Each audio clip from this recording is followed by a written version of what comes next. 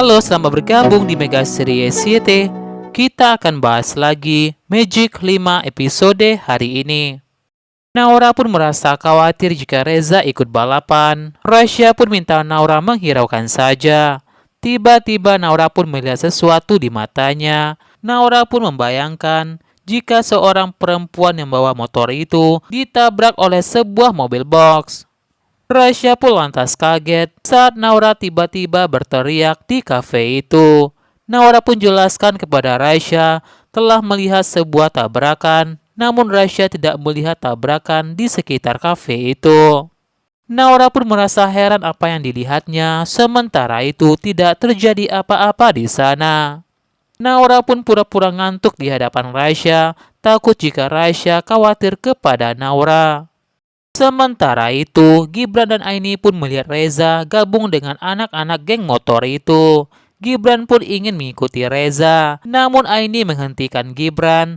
Aini takut jika Gibran dapat masalah.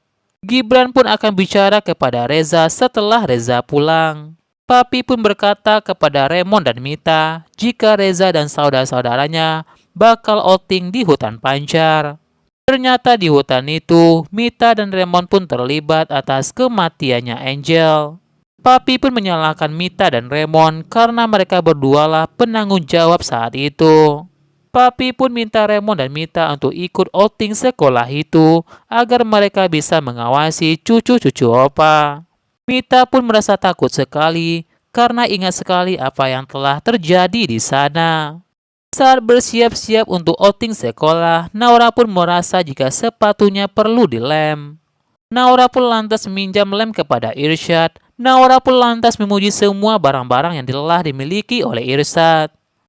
Tiba-tiba Gibran pun datang. Kaki Gibran pun bahkan tersandung saat melewati Naura.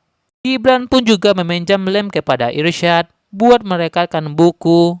Gibran pun berkata kepada Naura dan Irsyad jika Gibran ingin merekatkan buku, buku itu adalah miliknya Angel. Mendengar nama itu, Naura pun tiba-tiba masuk ke dimensi lain. Naura pun merasa heran kenapa melihat cewek itu ada di kamar Gibran dan Irsyad. Sementara itu, Gibran dan Irsyad pun hanya diam dan tidak bergerak.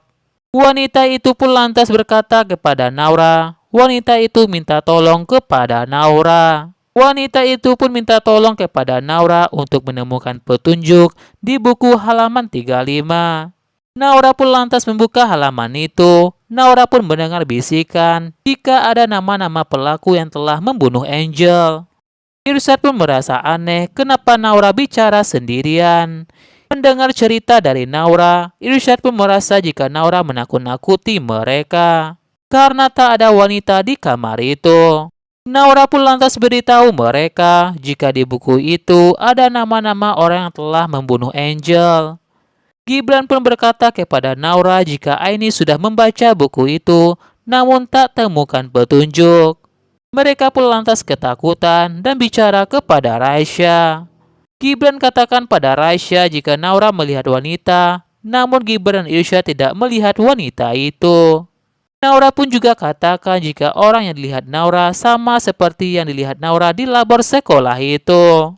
Irsyad pun merasa jika kekuatan Naura bakal kembali, namun Naura merasa kekuatan ini berbeda dengan sebelumnya. Sementara itu, Naura pun tidak ingin punya kekuatan jika kekuatan itu bakal menyakiti orang-orang yang disayangi oleh Naura.